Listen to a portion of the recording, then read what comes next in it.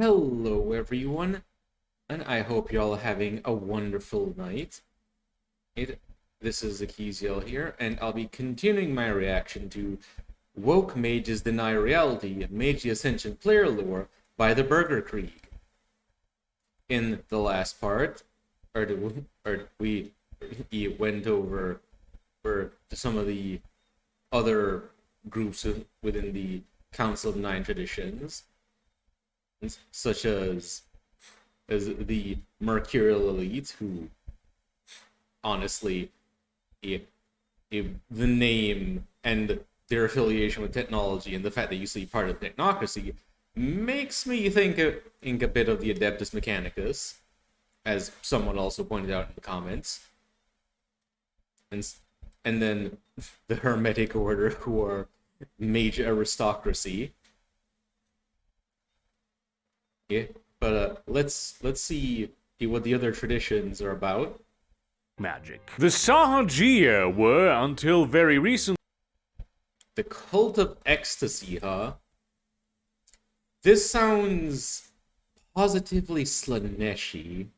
known primarily as the Cult of Ecstasy, and yes, that does mean everything you think it means, but also more. They changed it because people were very focused on the everything you think part and kinda ignoring the but also more bit. The Sahajiya are all about breaking the illusion of reality by perceiving the world through different altered states of consciousness.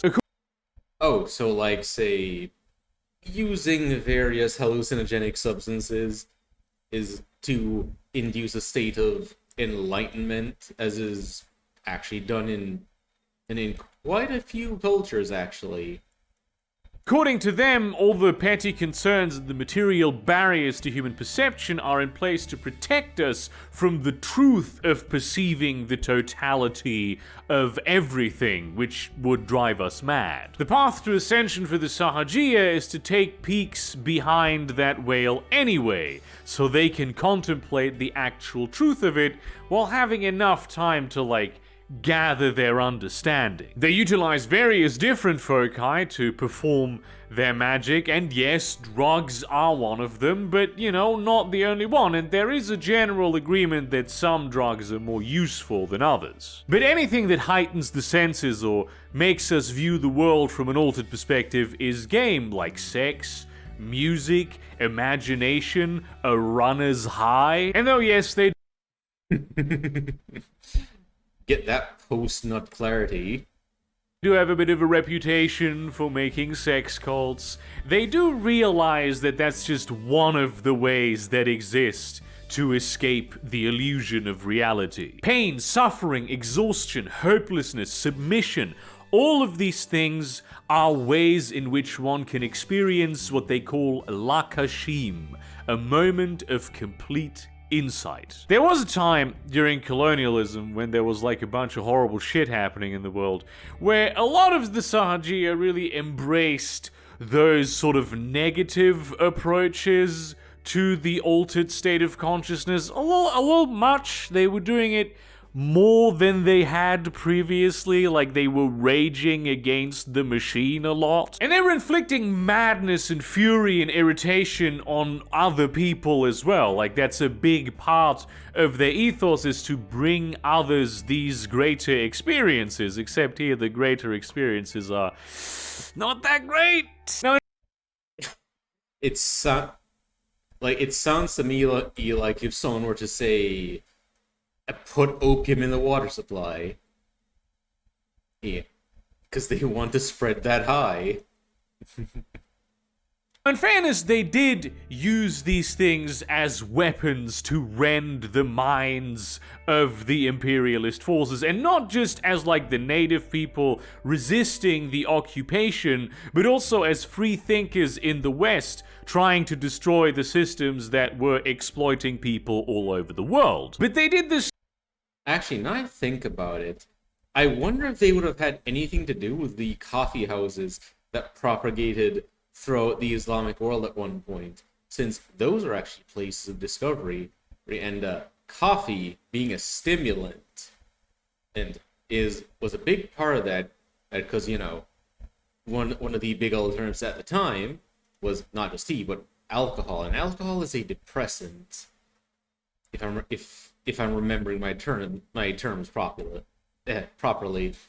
So much that Shazar, the mage who brought the tradition together initially in the Renaissance, and whose actual idea it was to form the Council of Nine Traditions because he had seen into the future and noticed the fact that the technocracy was ruling everything and that something would have to be done against that, he projected this illusion of himself into the future because he had seen that the Sahajiya would, in this fight against the technocratic paradigm, lose their path, to remind them that being Sahajiya is not about sowing madness and chaos, but joy and happiness. It is a great and important taboo within the tradition to forcibly impose altered states of consciousness on other people, especially for the indulgence of one's own rage fantasies. Oh. So no going in doom guy on people with hallucinogens and magic.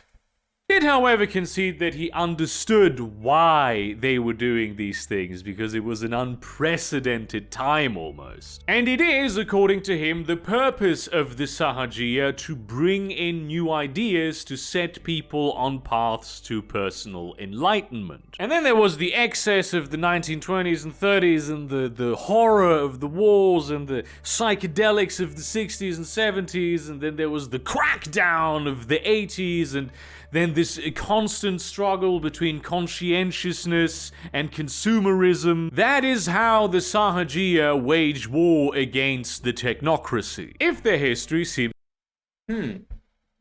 So it sounds actually a lot like they're essentially the Council of Nine Traditions equivalent of Clan Bruja being counterculture. Is a bit circular and convoluted. That is because on the Council of Nine Traditions, their sphere is that of time. And that may sound like a bit of an exclusive sci-fi thing, but do consider that receiving visions from the past and the future are very much like traditional things for mages to have. It comes with the understanding that time is not, in fact, a simple, universal, one-directional force, but a much more vague and chaotic phenomenon. Not all parts of the stream flow at the same speed. There's whirls and eddies. There's deep parts and shallow parts. Sometimes it pulls you under, sometimes it goes underground, sometimes it is high in the aqueduct, and sometimes it gets pumped backward. And yes, powerful masters of the time sphere can very much do time travel, but it also allows you to do cool stuff like accelerating or slowing down time, so you can do like bullet time type stuff, or you could go to alternate universes. Being the very informal and international organization that they are, the going to alternate universes thing, I imagine would be quite funny potentially, because for every choice that's made, it is theorized that there's a different timeline for each of the possible outcomes to any given choice. Structure of the Sahajiya is much like time in that it pushes sort of vaguely in one direction, but there's a lot of eddies and rivulets and like vortices that are also part of it that go at various different powers and directions. A lot of side streams, a lot of other ideas of what might happen. No real super formalized leadership. The most formal relationship is a sacred bond of mutual respect and responsibility between teachers and students, but that's about it. There's a strong culture of discourse and open conflict resolution. Democracy and consensus are major spiritual concepts for the Sahajiya, which may explain why they are so adamant in fighting against like the single, universal, generalized, one-size-fits-all solution of consensus with a capital C that the technocracy is trying to impose on the world. Yeah, I definitely think they probably would have had something to do with the coffee houses then, given how much they're for the free expression of ideas.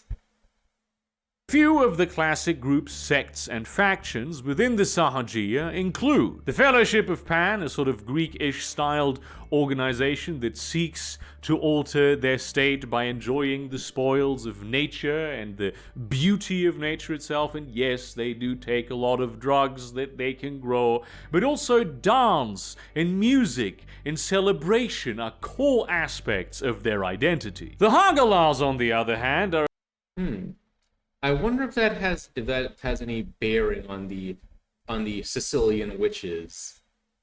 sort of like hardcore BDSM metalheads that represent Norse mythology being at war with Christianity. Though they comprise BDSM metalheads. It's like, so, well,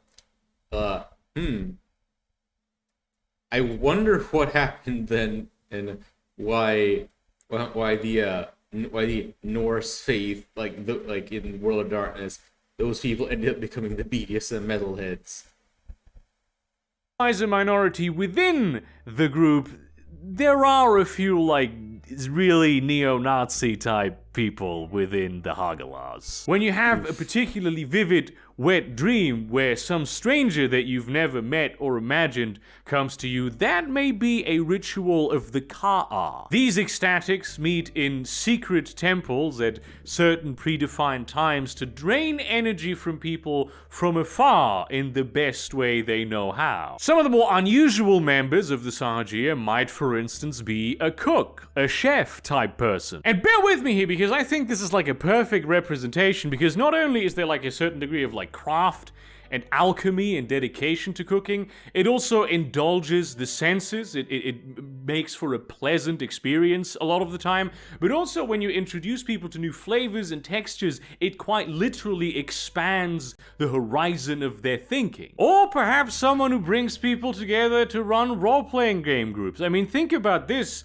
You really are in there as a player, and also, of course, as the GM, as the master of ceremonies. And the people around the table change through the power of their imagination the way that they perceive the world into something entirely constructed and artificial. The understanding of that fictitious reality is very much a road to Lakashim. The society... So by, say, playing D&D, you can end up getting those glimpses of enlightenment at the true nature of reality. That's quite interesting, actually, to imagine a bunch of mages is playing various role-playing games.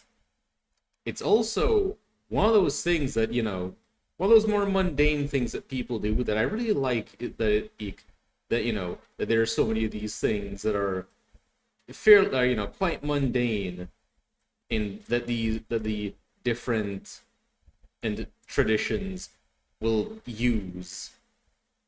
The Society of Ether, like the virtual adepts, used to be part of the technocracy, and quite avidly so. They are very much in agreement with the technocratic paradigm that science is the way forward, science is the way to beat back the tide, and science is the way to conquer reality itself. But reason? Why does the science have to be reasonable?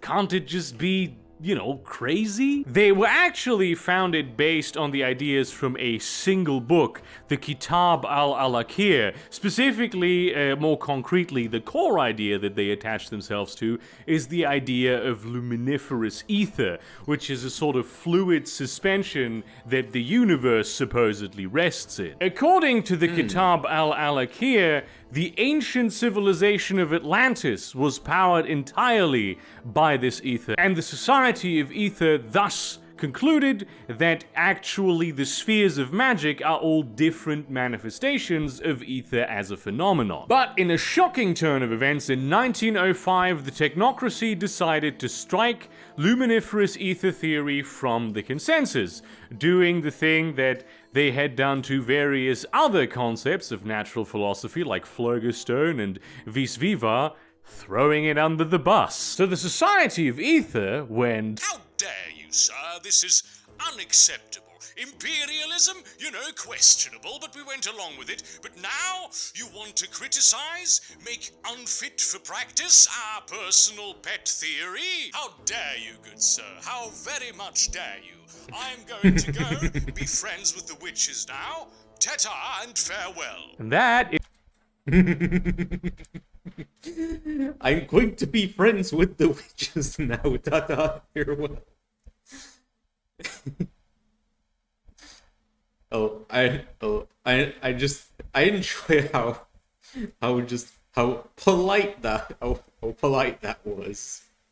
is how the steampunk pseudoscience wizards joined the Council of Nine Traditions. Because that's what they are. They're like Victorian Victor Frankenstein type steampunk wizards. And you would think that they would have had a very difficult time joining, given that they had spent the last couple of centuries as an integral part of the organization that the Council of Nine Traditions was literally founded to fight against. But they were rather generous in their overtures, pushing aside old allegiances and collecting a lot of strays. See, at this time, science and reason had become such an important paradigm that a lot of mages were very interested in it and were using it as a focus for their magic.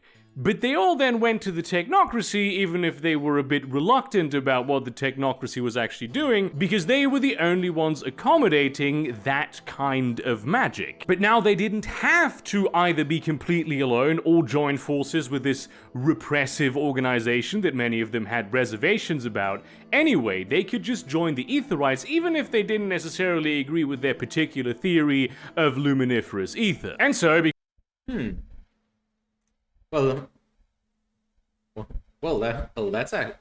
that's actually quite a good idea then, and because I would have never actually thought that there'd be another subdivision of people that would have been part of the technocracy after what happened with the Mercurial elites and mathematics. I like that actually.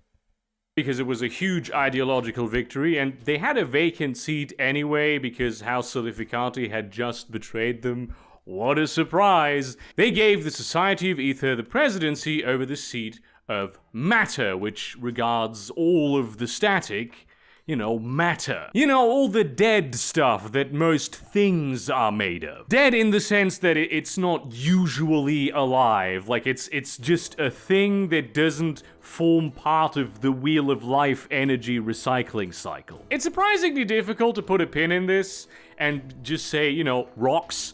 But it is very easy to understand what the sphere of matter gives you in terms of power. Matter really fits the Etherites. They are specialized in being tinkerers and building incredible magical devices that are not magic at all. They're absolutely science and technology. That's what matter allows you to do. You can understand the fundamental essence of physical objects, transmute physical objects into different physical objects.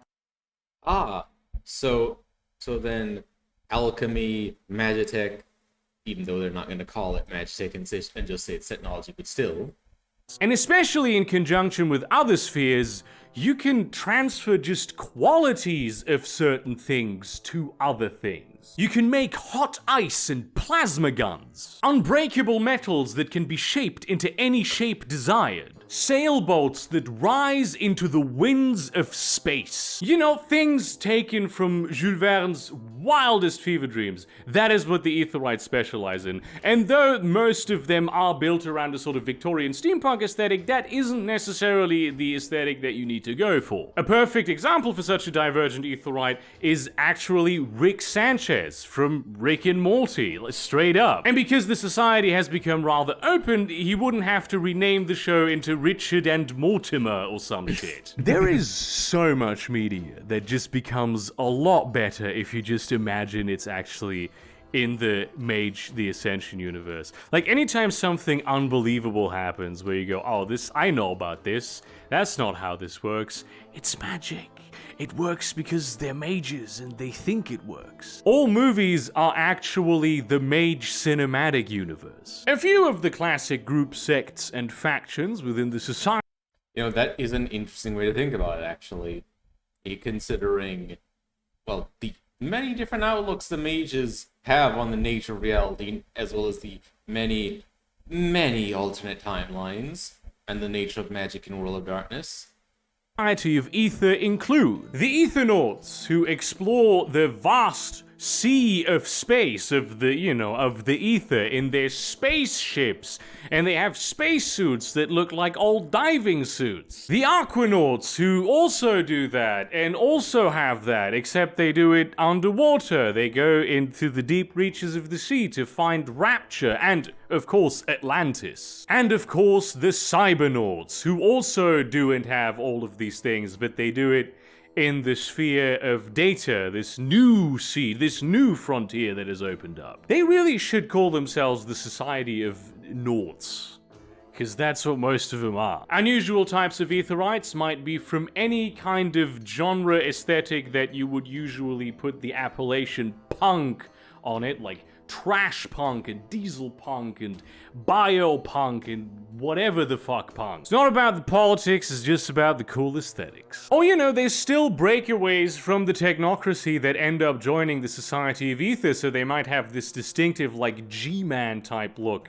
with the hat and the glasses and the suits, and they might keep their gadgets sort of hidden, which probably won't help with the suspicion they'll be getting from all of the other traditions. And the last entrant on our list, the Verbena.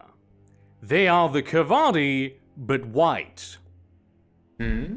Look, I really have the strong impulse to just, not say anything and end the video here, to, really do the joke, but I would really not be doing the Verbena justice. They are actually a distinct and unique tradition of witches and warlocks and druids and Gorti. They are the hexers of the wilds, the soothsayers from the hidden regions forgotten by civilization. To put it in vampire terms, the Verbena are basically the gangrel of the mage world. The main way in which they distinguish themselves from the Kavadi is not just that they are predominantly European. Both traditions actually have people from cultures all over the world. It's that they're not so much intermediaries with the spirit world as those who look at, contemplate, and live in the magic that flows through the marvel of nature. They think that magic is in everything that lives, and everything that is part of the things that give things life. So they sound a lot like druids then. So, not skyscrapers of glass and steel, but fertile soil, absolutely. And they seek to harness that power to aid people in surviving the harsh and brutal realities of life in the wilderness. Verbena take great pride in the primitive looking aesthetics of their foci, in the wildness of it. Bone charms, sacred leaves, animal sacrifices, in fact a lot of stuff with blood and other bodily fluids. Major foci for the Verbena. The story of how they came into existence is actually once again rather similar to that of the Kavadi. Remember back when I was talking about the Order of Hermes and I said that the Inquisition was hitting the wrong types of mages for the shit that the Order did? I meant the Verbena. They didn't live in castles, and they weren't integrated into the church either, like the Celestial Chorus. They were the Pellars, the soothsayers, living in the wilds, far away, where people went to when they didn't know what else to do. They cultivated that dark, mystical aesthetic because it helped them do magic. The persecution of these traditions, which were perceived as evil and demonic by the chorus and also the budding technocracy, forced them, much like the Kavadi would do later during colonialism, to band together even though they were all very different traditions. They were, after all, So similar, or to how the I think he said it was called the Dream Speakers, was it? Let me just check to be sure.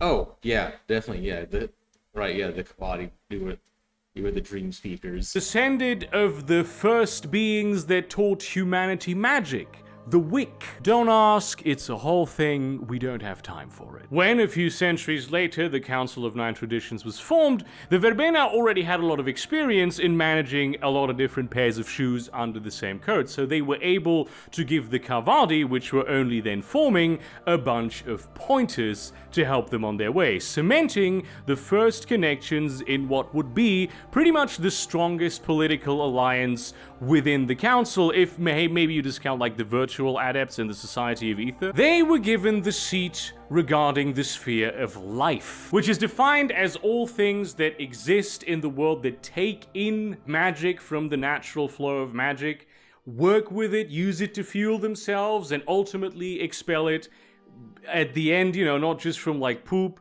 and pee, but also because they die. It allows mages not only to deeply understand all of the things that live, but to also change them at a whim. They can heal wounds, but also cause cancerous growths. They can transform themselves and various other things into whatever living form that they desire. And when I say whatever they desire, that is what I mean. Tardigrades, sponges, and entire forests are just as reasonable as bears and sharks and mice. Even things that are completely impossible to exist in terms of life, but which spring entirely from the will of the mage, are on the table. So they really very strongly fill the niche of the druid, is what I'm trying to say. Given Knew it. their deep connection to nature, they kind of shun civilization, which in the modern world is a bit of a problem, because civilization is slowly getting to be pretty much everywhere. Like the Kavadi, they Yeah, that's one of the things as well. If you want to live off the grid, you could move out into the forest and grow your own food, purify your own water by, say, boiling it. And I think it was boil it and you run it through. Was it again? You could make your own charcoal filter for it and everything. I think it was activate charcoal to be specific. But despite all that, it's like, well, you still gotta pay taxes to the government and all that. There's not many places where you can actually go and live out in the wild and really get away from society. They see themselves as the guardians of ancient traditions of cultures that have often died out and no longer exist. But unlike the Kavadi, they are much too proud to adapt to this new paradigm, perhaps because the paradigm is so utterly different than what they were used to. There is some revival in interest in natural mysticism that has been happening, like neo-paganism and stuff, which of course the technocracy is working hard to stamp out. But if you are a Verbena that chooses to pursue this path in the great cities of the world, instead of the craggy fjords of Norway where there's no other person within 100 kilometers, the rest of the tradition is likely to shun you for having strayed too far from the path. So really the future of the Verbena is very much in doubt. A few of the classic group sects and factions of the Verbena include the Berserkers, mighty warriors who transform partially or fully into bears and use their animalistic fury to become unstoppable warriors. I wonder how they compare to the war form of a werewolf or something when they do that. Also, I'm wondering if they also make use of that whole thing with that some of the Scandinavian raiders used to do, where they would make a concoction, like a berserker brew, using these poisonous mushrooms that they found. And if fed to a deer, the deer could actually filter out the agents that made it toxic to humans, but that would mean drinking deer piss.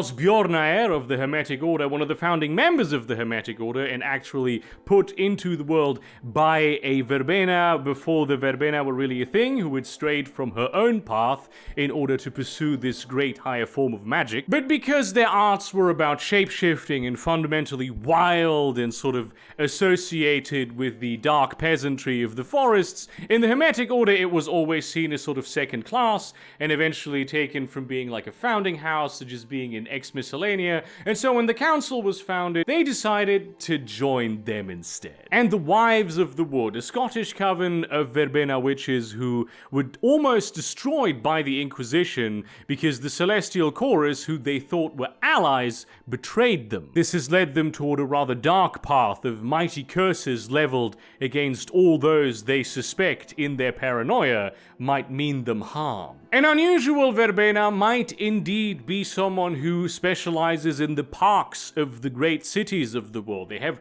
very vast and expansive green spaces sometimes, but of course the manicured lawns and the traffic noise would be quite the adjustment, and they would have to find a lot of new foci. Or perhaps someone who uses the scientific concept of the theory of evolution as the basis of their magic, that constant wild struggle for survival and for ideal fitness through adaptation that is already kind of the paradigm of a lot of Verbena. Perhaps they use primitive rituals to do genetic engineering. And that's it. That is it. Holy fucking shit. That is the 9 traditions packed into a video that is somehow longer than the one about the 13 clans. As I mentioned, these are not the only traditions.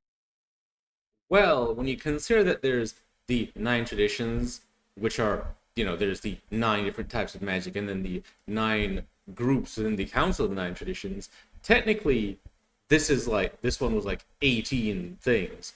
So I can totally understand it being very long. There's a bunch of independent ones, and then there's the technocracy and the Nefandi, which we didn't even touch on today, and also whatever else the fuck exists within the many cracks and crevices of the Mage world. If you play Mage, your character is probably going to be from one of these 9 factions.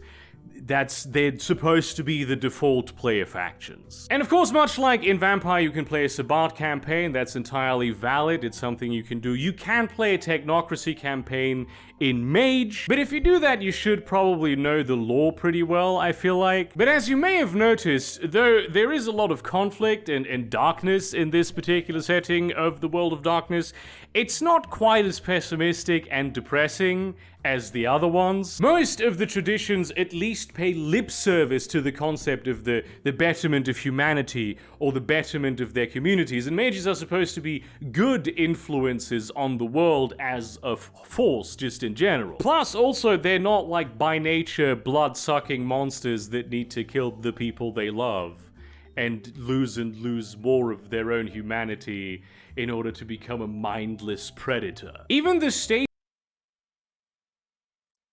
You only become a mindless predator if you don't manage it well. The goal of the technocracy is ultimately positive and like pro-humanity. They don't want to enslave humanity because they think mages are superior to it. They just have some very particular ideas on how to save it. Anyway, that is it from me. Yeah, I'm pretty exhausted from recording, so thank you very much for watching this video. Like, comment, subscribe, share this to your relevant communities, but do not spam them. Consider supporting me on Patreon or Subscribestar, buying some of my merchandise or my short story collection. And in that spirit, what do you want me to say at this point? This was like, what, fucking almost feature film length, this video? What are you trying to get some more fucking words out of me at this point? And see you around, cunts. Well, that was very informative, but also so fun to watch. But I definitely enjoyed it, and I hope you guys enjoyed watching with me. You should definitely check out TheBurgerkrieg's channel and see more of his content, and he definitely deserves the views. I can only imagine how much time was spent scripting this before he made it. And if you guys enjoyed watching with me, I'd appreciate if you like, comment, and subscribe. But until next time, ta-ta!